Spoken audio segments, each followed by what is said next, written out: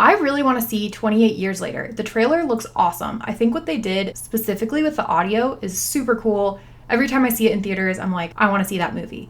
But I haven't seen any of the movies in the series, so I thought now would be a great time for me to do it. But I have found it very confusing to sift through all the movies with the number 28 in them. There's 28 Days and 28 Days Later and 28 Weeks Later. Spoiler alert, 28 Days is not one of those movies. It's a completely different movie about Sandra Bullock going to rehab. But I didn't know that. To get everything straight, and just because I was curious, I decided to find every movie with the number 28 in the title, and I watched all of them. So I found 4 movies that have the number 28 in the title. 28 Days Later. This is the first movie in the 28 Days Later series. I really thought that this was the sequel because of the word later.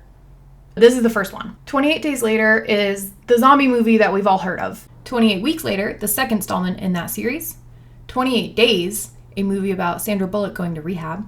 28 Hotel Rooms, a movie about a couple that's having an affair with each other over the course of years in different hotel rooms. I'm not going to talk about 28 Years Later in this video because I underestimated how long it takes to actually edit a video. This is my first video. I imagined that I would have like so much extra time and I would publish this ahead of time in anticipation of 28 Years Later, but turns out it's actually really hard to edit a video and it's taking me forever. So stay tuned. I'll make a video about it once I actually get to see it. 28 Days Later. So this movie essentially follows Jim and his group, Selena, Hannah, and her dad, Frank, through the countryside as they try to find these soldiers who apparently have this stronghold. And then it follows their escapades when they arrive at that stronghold and realize it wasn't really what they expected. It's pretty action heavy. It had some really cool visual storytelling, and overall kind of your classic zombie movie. So I've got a bit of a spoiler here, so skip forward to this time if you don't want to hear it. Kind of early on in the film, the character that we're introduced to, Mark, gets infected and we see Selena kill him within like 10 seconds of the infection. And that reveals how fast this virus takes hold. A lot of movies have differing timelines in how long it takes for someone who's bitten by a zombie to actually like start becoming a zombie. But in this movie, I found it really interesting that they had the infection take hold within like 10 to 20 seconds. So it doesn't really leave a lot of room for that heavy decision making, that emotional baggage that the character carries, but it does make for a really fast-paced,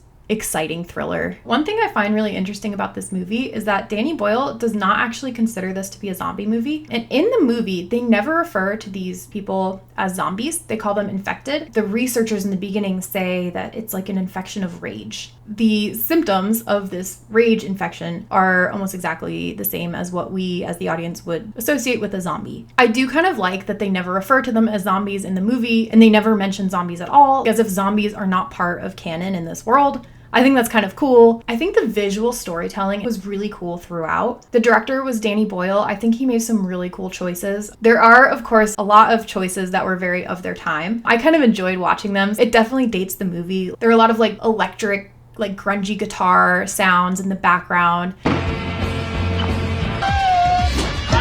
Danny Boyle does a lot of these like jump cuts that I think were super edgy for their time. They're like blurry and really like color treated. They remind me of like every rock album from that era, or like every like music video. Like they were very cool for their time. Now, of course, they're a little bit dated. It can be slightly annoying to watch, especially when you get into the action scenes. I think Danny Boyle really uses confusing cuts to try to make the action feel blurry. I think it functions as a way to leave some of it up to the audience's imagination, which I do really appreciate in a horror movie. So I appreciate what I think he was going for in these scenes, but sometimes it felt a little hard to follow like what was actually happening in the action shots. I don't know if that was like lazy storytelling or leaving it up to the imagination, but I did find it a little bit annoying. When they arrive at that stronghold, things are a little weird. I think this was actually really well done. When I was watching it, I couldn't tell why things felt weird, and I couldn't tell if it was just me that thought things felt weird or that the vibe was off. The main characters were acting as if the vibe was off, and I felt like the vibe was off, but I couldn't place how. It was a little weird and frustrating when I was watching it because I couldn't tell if I was misreading some of the signals, but I was not. This is where some of the themes get a little dated, not in a fun way. I really didn't like this storyline, and I especially didn't like the way that they played it out. A note here, this storyline involves taking advantage of women. I'm going to address it really lightly,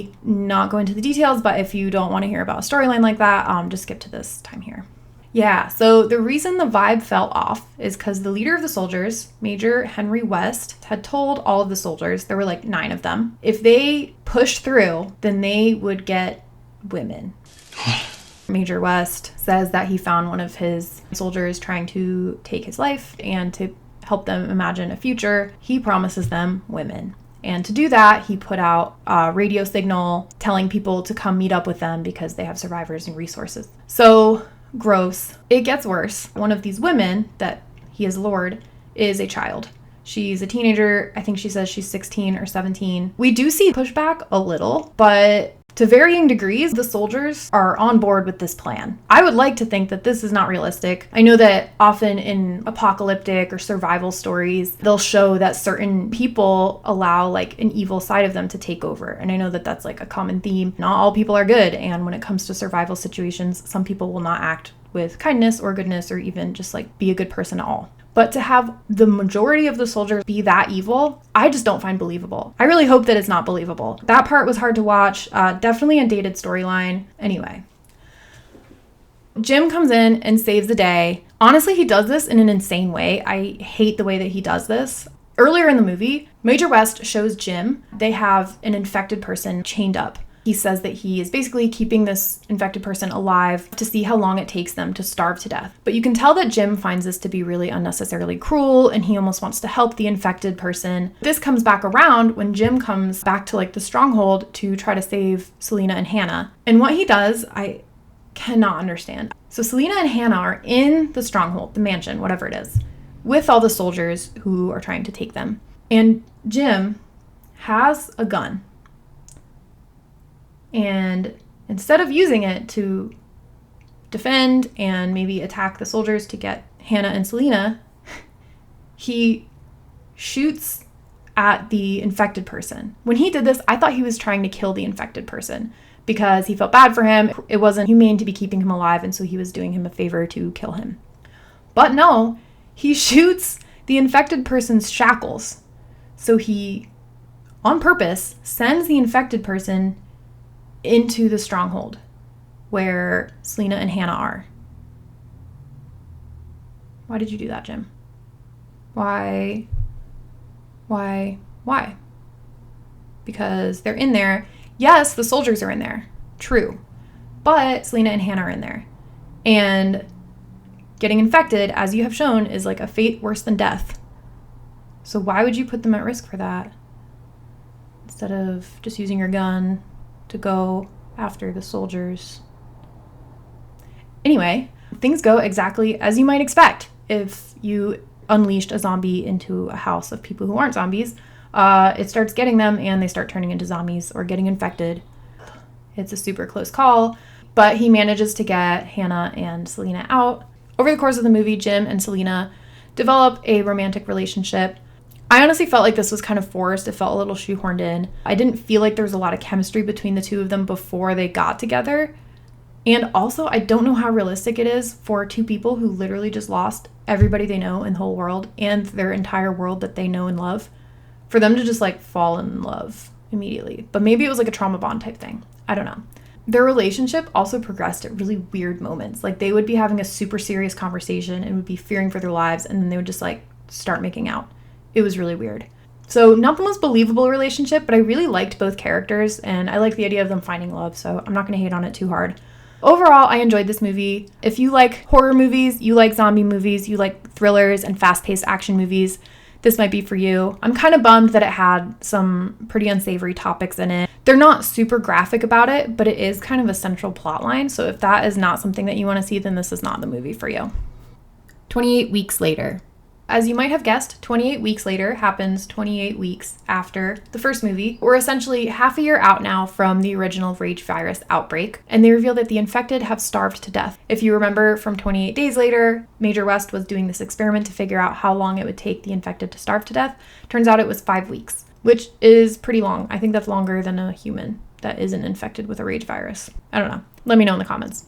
Either way, NATO has come to Great Britain and they are starting to rebuild. The introduction back into this world is a pretty interesting one. We're introduced to Don and his wife Alice, who seem to have a really loving relationship, and apparently have 2 children that are not with them. They're out in the countryside on some kind of school trip or something. It's kind of implied, or at least I read this as implied, that their kids died and that they were just kind of maintaining hope as a way of coping. More on that later. The story kicks off when a little boy comes knocking on their door.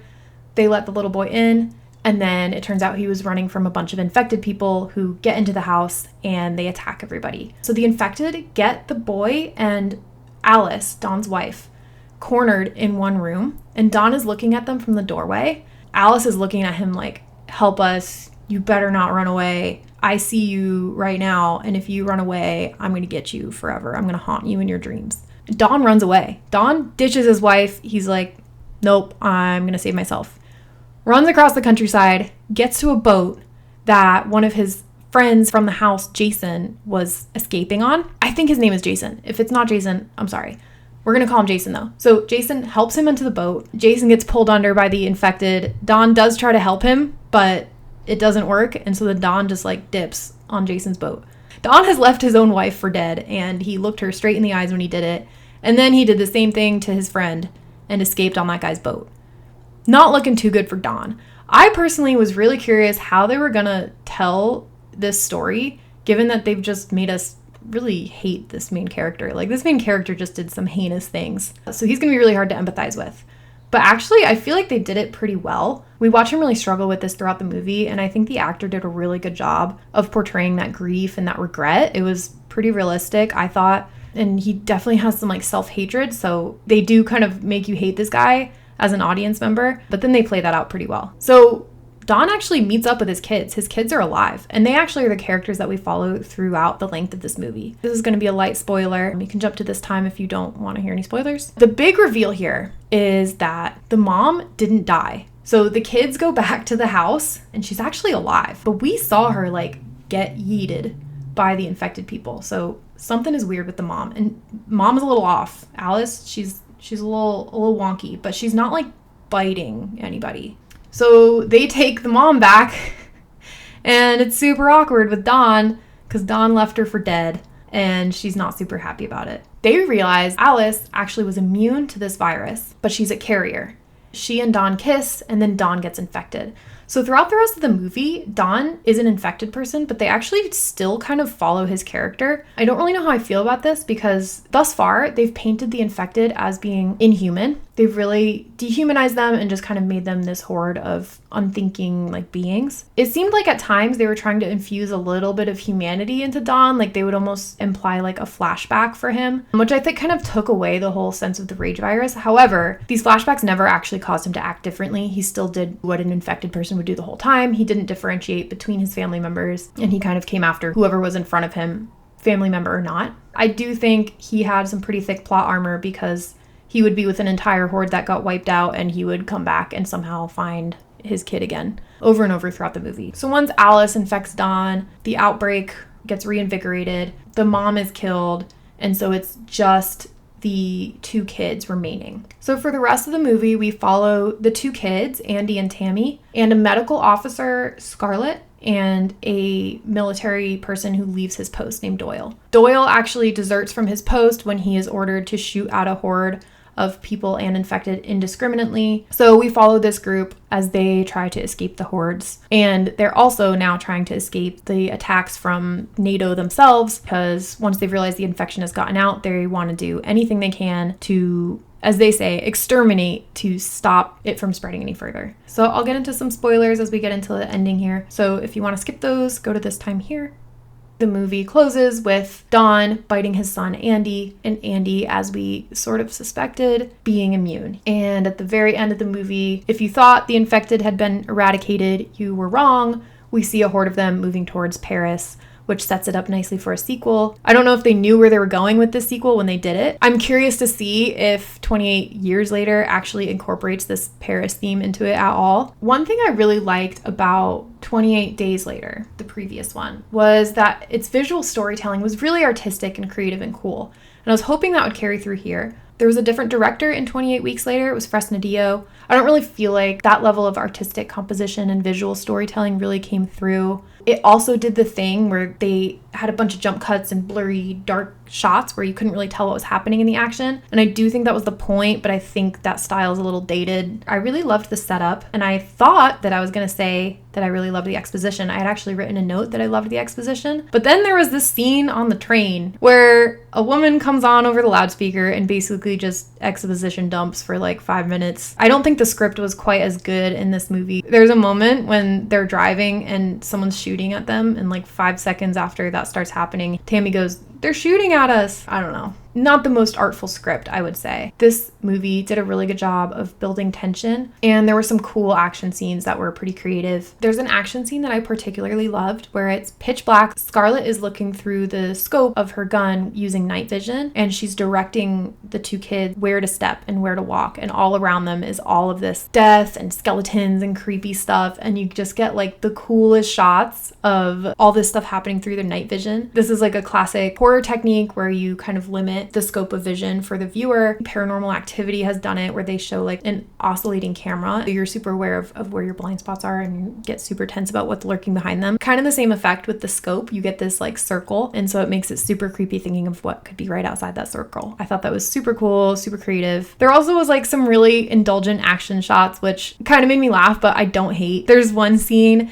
where Doyle is trying to get his group and the kids to safety, and his military friend Flynn is trying to come get them on a helicopter, and a horde of infected starts chasing them, and the helicopter comes down and just like uses its blades to like chop a bunch of infected people, just like gore on a massive scale, but not even the gross kind, just like stupid, kind of funny. I appreciated those shots. I think that the director had fun with it in that way. Overall, I didn't feel like I had quite as deep of an emotional connection with any of these characters as I did in 28 Days Later. It just felt like a more action-driven movie than a character-driven movie. I personally prefer character-driven action movies. Like The Bourne Identity, I think, is a great example where the character and their relationships come first and the action is just something that organically happens in the story. I didn't feel super invested in the relationships that were trying to be built. I wasn't sure like what the relationship was supposed to be between Scarlett and Doyle. I don't think there were many connections that were built between the characters. Aside from the two siblings, they had a great connection. I thought that was well done. It felt just kind of like a mid-action movie to me. I don't feel like it was as strong as 28 Days Later, but I don't think it was like a painful watch. I think especially if you want to see the series, like if you want to see 28 Years Later but you want the backstory, I think this would be worth the watch. 28 Days. 28 Days is a true Y2K movie. It actually took place in the year 2000. This movie is a dramedy about a woman, Sandra Bullock, who kind of has that like party animal lifestyle. She drinks a lot, she does drugs, but in like a fun, quirky way, or so she thinks. But she kind of crashes her sister's wedding, like kind of ruins it,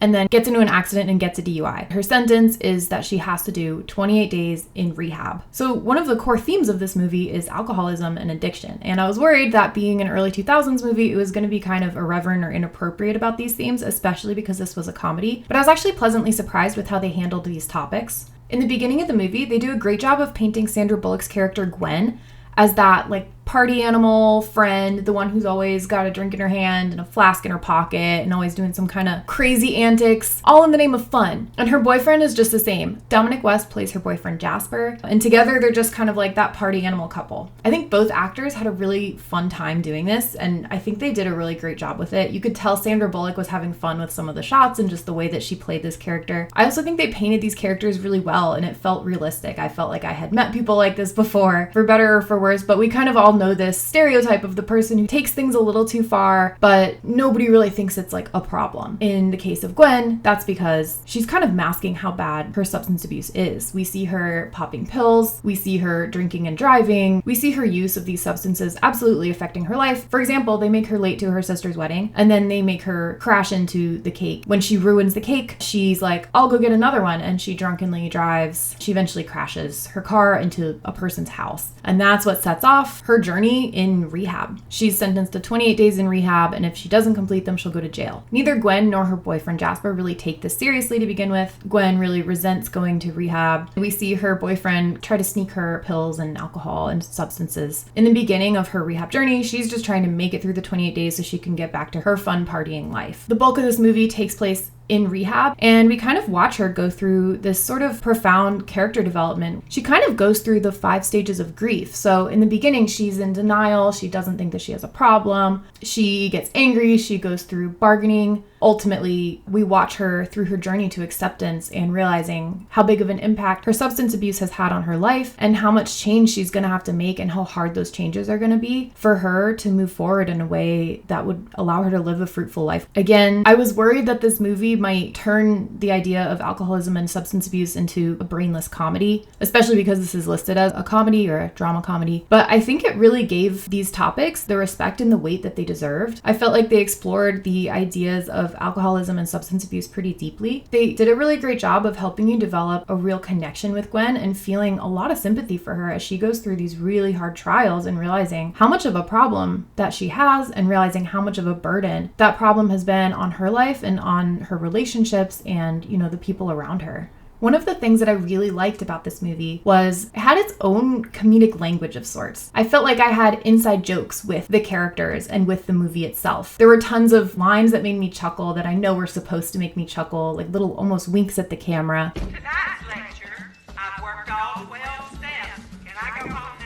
And I also didn't feel like these took away from the seriousness of the issue. I think they walked this line really well. I think part of the reason that it did so well is because it had such a great cast of actors. I also think most of the characters were really fleshed out and really interesting, and they made for a really engaging watch. Gwen specifically, Sandra Bullock, obviously she's going to do a great job, but I feel like she really put her heart and soul into this character. I think that really up-leveled what could have been more of a flat, uninteresting movie. Dominic West does a great job as her boyfriend. There's also Steve Buscemi, who plays Gwen's counselor, and he has some really cool monologues that he delivers really well. In addition to those stages of grief and Gwen taking steps toward acceptance, the movie also made sure to show the stages of overcoming addiction and getting clean. We watch Gwen go through real withdrawal. I am from the South, and I feel like you can tell when I say withdrawal. I don't know how else to say it. I hate how it sounds, but it's the word I have to use. So we watch Gwen go through the stages of withdrawal and realize how severe that problem actually is for her. Aside from these main characters, the movie's kind of built around a quirky cast of characters, but they each have depth to them, which I really appreciated. Gwen's roommate, Andrea, played by Azura Skye, is a 17-year-old heroin addict, and her story is really sweet and also very hard to watch. Including a teen heroin addict as a character was definitely a choice, and that definitely adds weight to the story, but I think they gave it the seriousness and the depth that it was due. She was a pretty complex character, and her relationship with Gwen was really interesting, and it was really rewarding to watch it grow over time. Side note, I think it's super weird that they put a 17-year-old girl with a full-grown woman, like they were sharing a room. Definitely wouldn't fly today. It was the 2000s. It was Y2K. Anything goes. There was definitely some classic 2000s queer baiting in there. There is this character who part of his running joke is that he's gay, but it's a secret, and that's funny. Definitely not a unique character or a unique joke for its time. But most of the characters were funny, they were witty, and they kind of added that nitty-gritty color to this pretty dark topic that I think was needed. For example, one character was a repeat addict who would come back to this rehab over and over, and he was a doctor who would pump his own stomach after abusing too many substances, and he wound up having to give himself an emergency tracheotomy, and he carries that scar, and he kind of has a funny cynicism to him, but that's also a pretty dark story. It kind of reminds me of those stop smoking commercials of the 2000s. There were quite a lot of characters. I'm not going to go through every single one of them. Sorry if I missed one of your favorites. But one character I do want to touch on is the love interest character. So as Gwen is going through rehab, she starts kind of developing interest in a new character because her boyfriend back home isn't really taking things seriously and he doesn't really seem interested in her making big changes. And this love interest is Viggo Mortensen. It blew my mind seeing Viggo Mortensen in this movie because this came out only a year or a year and a half before the first Lord of the Rings movie. It kind of goes to show how big of a deal Lord of the Rings was for Viggo Mortensen because this was not like a leading role. And the role was kind of weird. I really liked all the quirkiness and the depth that all the other characters had. And then there was this guy. His name was Eddie, and he was a baseball player who dealt with addiction, so he had to go to rehab, and he wanted to continue playing baseball, and that was his motivation for getting clean.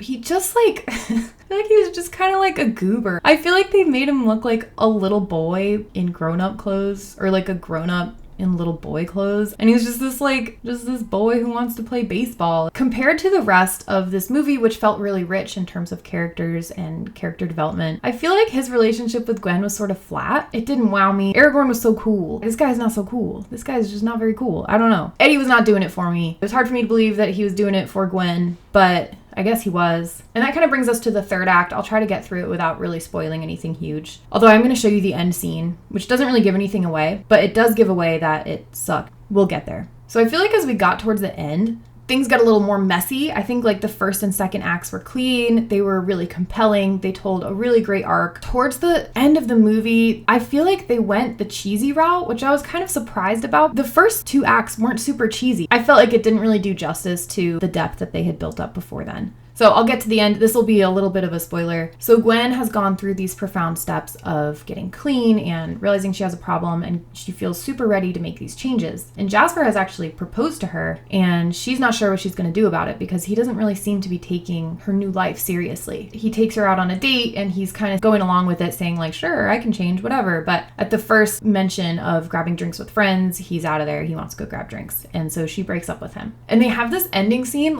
I felt like I left my body. Like, I don't know what happened in like the last 10 minutes of this movie. The director is Betty Thomas, which also, woman director.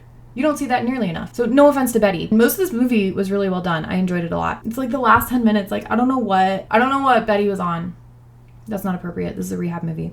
I don't know what possessed Betty to make these choices, but she did make them and they were terrible. So throughout this movie, there's this recurring exercise where they have to try to like lift a horse's hoof. It's like horse therapy, equine therapy. And they say that the horse can tell what's inside you if your intentions are good or something kind of cheesy. It'll only lift his foot if like you have the right vibe.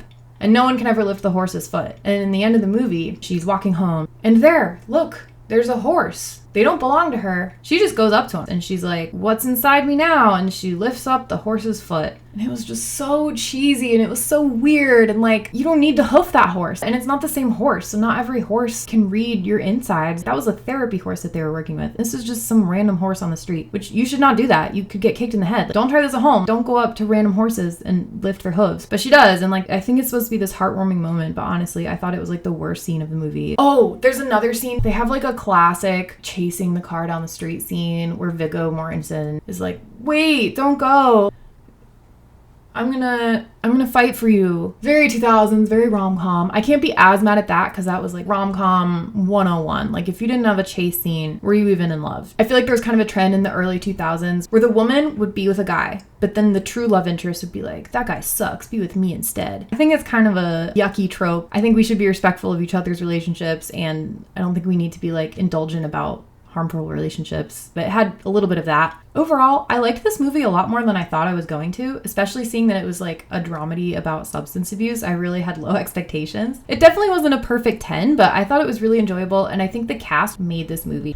It just felt like a high energy production where everybody really gave it their all. It seemed like they really cared about what they were making, and that made it an enjoyable watch. It wasn't overly rom-com-y, except for those last parts, but if you can overlook those few pieces, yeah, I would recommend it. Obviously, if you don't want to watch stories about substance abuse, then this is not for you. But otherwise, I think it was a competent film. I think it did a good job with what it wanted to do. A couple slips, but mostly enjoyable, and I really enjoyed the humor. 28 Hotel Rooms. This movie was weird. Did you guys ever have that friend who kept swearing they were going to break up with someone and then they never did? And at first you believe them and you're invested in the story and you're trying to help them, and by the end you're like, okay, do it then. And they never do. That was this movie. 120 minutes of it. This movie is about two people who are having an affair with each other, and they do that by meeting up in different hotel rooms over the course of years. And we watch their relationship unfold and grow through the visage of these hotel rooms. Everything we see happens in the hotel rooms, which is kind of interesting. But that means that we get a really slim view of each character's life. The main two characters are the only ones in the whole movie because all we see is their relationship with each other. What are their names? Serious? So I just looked it up because I realized I didn't have it in my notes. I didn't know the characters' names. They don't even have names. They're just man and woman. That's it. That's all we get. That's how few characters there are in this movie. There's man and there's woman. I was going to refer to them by their names, but okay. Man and woman are having this long-term affair with each other. They marry other people. One of them has a child. They are living full lives outside of this affair, but we don't see any of it. So as you can imagine, this got a bit claustrophobic to watch. There's this recurring theme where they kind of ask each other other why they don't leave their girlfriend or their boyfriend or their husband, whoever they're with at the time. And they never really give a good answer, which was infuriating to watch because it's just this circular conversation over and over again with no good answer. So the relationship starts out as a one-night stand. We do watch the feelings develop. The movie takes its time with that. It's kind of indulgent. I got kind of bored. Then we watch them develop real love for each other, which I think was shown pretty well. They have like this really loving relationship. But the big elephant in the room here is that these people are cheating on husbands, wives. One of them has a kid, and they never show remorse. They do often talk about why they can't leave their significant others and just be together. These talks just turn into these like circular arguments, and we never get a reason why. And we're not privy to their lives outside of these hotel rooms, so we have no idea why. We don't know what those relationships are like. So we just have to take them at their word. It's always just something kind of lame like, well, I'm not going to do that. You know I'm not going to leave him right now. Just kind of makes it feel like there's no stakes in this movie. Adding that layer of knowing that they're cheating and they're doing something that most people would consider pretty unethical without showing any remorse really made it hard for you to sympathize with them or to care about them or to really want them to win. However, there were some really cool things that this movie did. Choosing to film this movie only in hotel rooms did a few things. It narrowed our view of the characters' worlds purely to the time that they get to spend together, which I thought was kind of a cool artistic choice. It allows us to experience their relationship in the way that they want to. If you're having an affair in far off places in different hotel rooms with somebody, that's kind of this escapist thing where you get to be away from your home life. You don't have to think about your family or, anything else. You're just together. And it did allow the audience to experience that with them. It also creates kind of a feeling of claustrophobia because you're constantly in rooms. The whole movie, you never see the outside. But I think that claustrophobia was pretty fitting because it showed the claustrophobia that was building in their relationship, where they start to feel frustration that they can never go outside together. They can never go do normal things together. They're always hiding and they're always tunneled into these little rooms and these tiny little meetings together, and they want to be able to experience their love more fully. I think ultimately this movie might have been going for kind of a sad realism, and I think it might have been kind of spot on with that. It's about two people in love who can never really get their timing right, and they have other lives that are not quite as exciting as their electric lives when they're together. And we watch them live their less than ideal lives and the sad reality that they can't be together even though they want to be. It's pretty sad, but then again, that sadness is tempered by the fact that we know they could just leave them. It's within their power to be together. They just won't. I liked the way that this movie reflected that feeling of stuckness and that frustration and limited range of expression that these characters felt in being together. And they did it with everything through the format of the plot itself, in only filming in hotel rooms, the blocking and the color choices. They really mirrored these pretty realistic, at times dreary feelings in the way that they told their story. So this made for a really moody piece. I feel like as I watched it,